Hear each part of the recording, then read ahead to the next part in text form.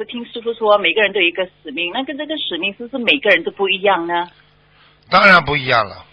那我们要去怎么样去知道自己的使命是什么？如果比如说我们没有看图腾的话，那我们你不是知道了？你现在不知道使命啊？来了就是为了生孩子养孩子的，还是为了来天天早上上班去打工，晚上回来就做饭？你这就是你的使命啊！你的使命现在你学佛还不知道啊？学佛使命是什么？讲给我听啊！学佛就是要帮助别人，要救人。